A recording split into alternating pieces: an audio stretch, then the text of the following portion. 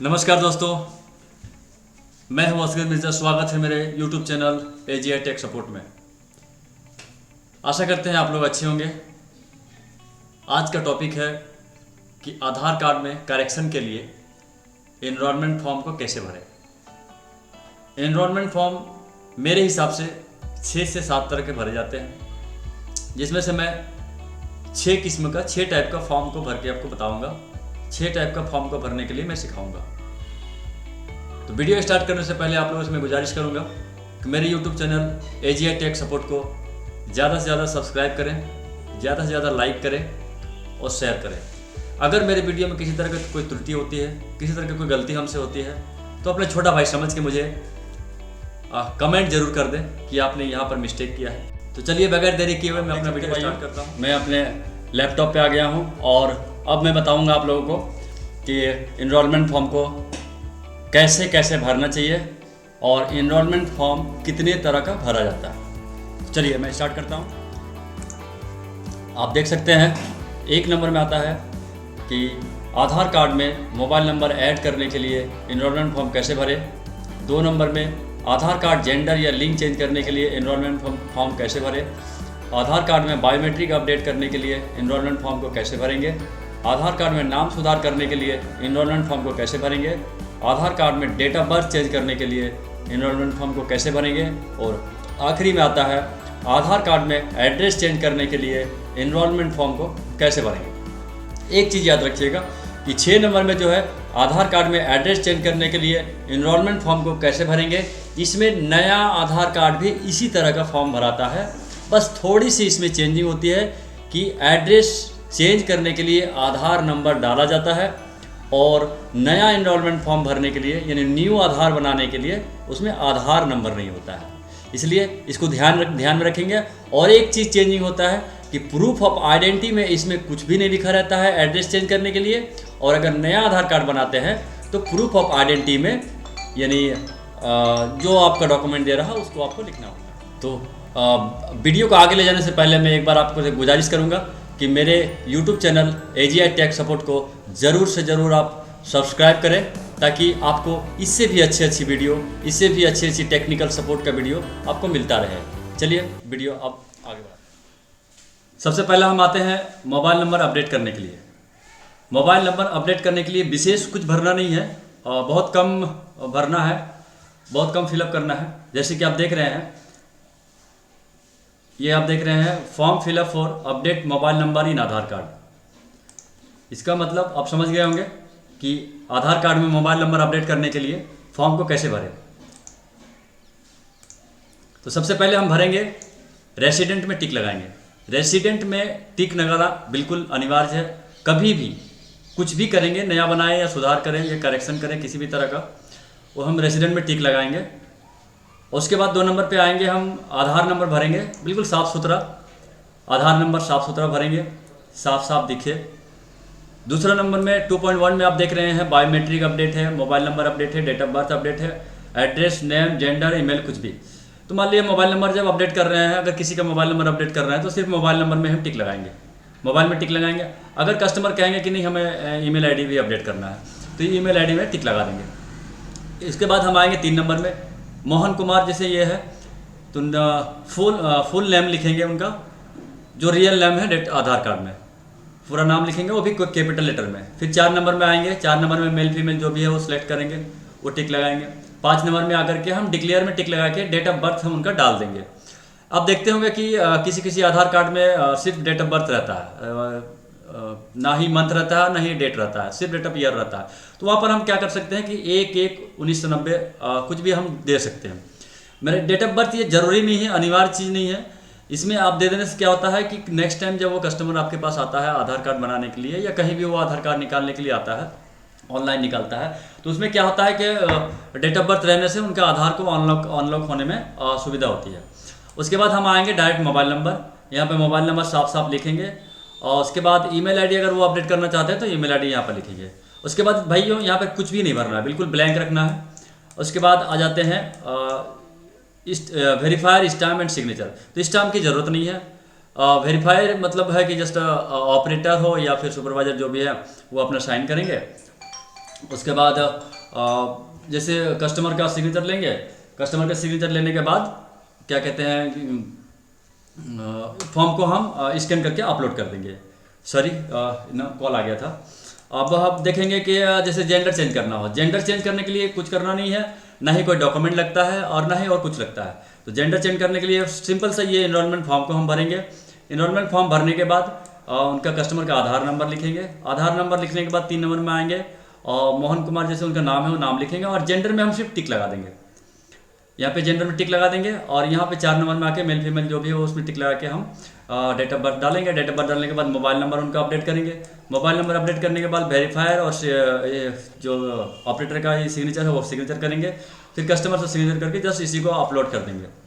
फिर रिसिप्ट निकलेगा, रिसिप्ट में साइन मोहर करके फिर से उनको भी अपलोड कर देंगे। इसमें क्या हो गया कि आपका जेंडर क्लियर हो गया, ये जेंडर क्लियर हो गया और मोबाइल नंबर अपडेट क्लियर हो गया। अब हम आएंगे बायोमेट्रिक अपडेट करने के लिए। मान लीजिए कोई अगर कस्टमर आता है आपके पास बायोमेट्रिक अपडेट करने के लिए, तो बायोमेट्रिक अपडेट करने में क्या हम क्या क्या भरेंगे फॉर्म में, बस उसी तरह रेसिडेंट में टिक लगाएंगे, आधार नंबर डालेंगे, बायोमेट्रिक में टिक लगाएंगे, मोबाइल नंबर में टिक लगाएंगे। क्योंकि देखिए मोबाइल नंबर अनिवार्य विषय है, मोबाइल नंबर जब तक नहीं डालेंगे तब तक उनका आधार डाउनलोड नहीं होगा।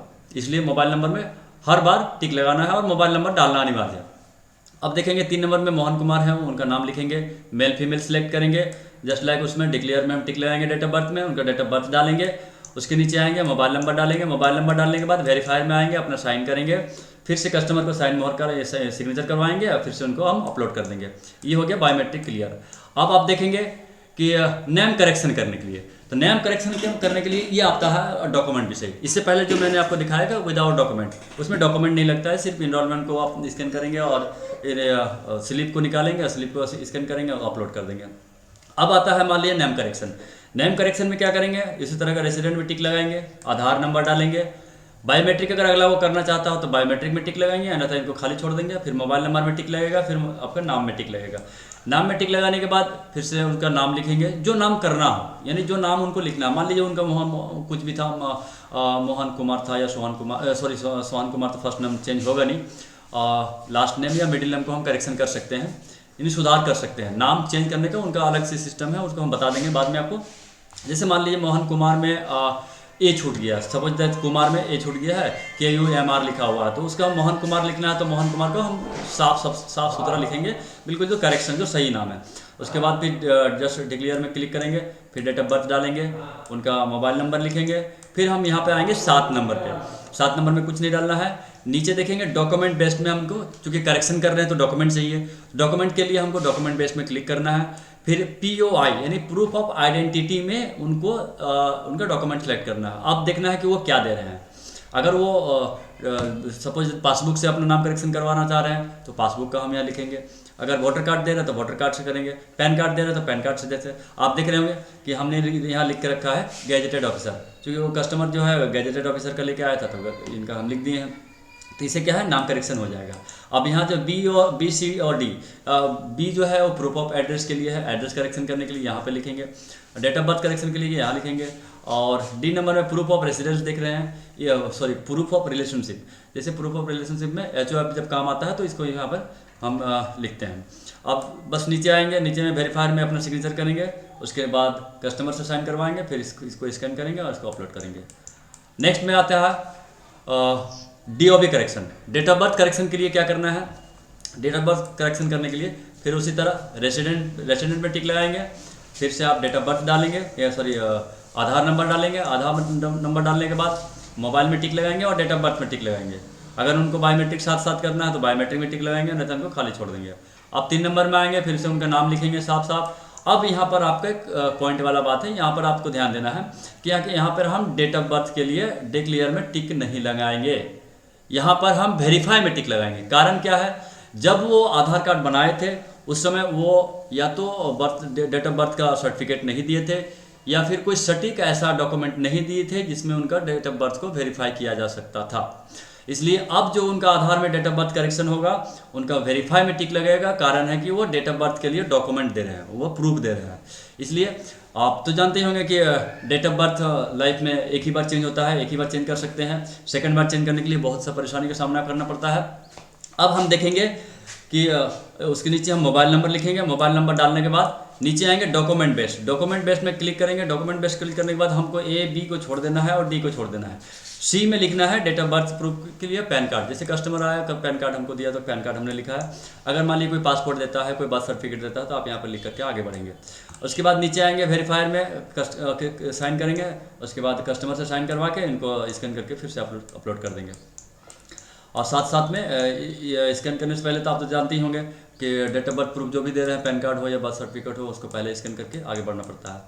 अब आएंगे हम एड्रेस चेंज। एड्रेस अपडेट करने के लिए डॉक्यूमेंट के साथ इनका एड्रेस हम अपडेट करेंगे। यहाँ पे थोड़ा सा आपको फॉर्म को फिलअप करना है अच्छे से।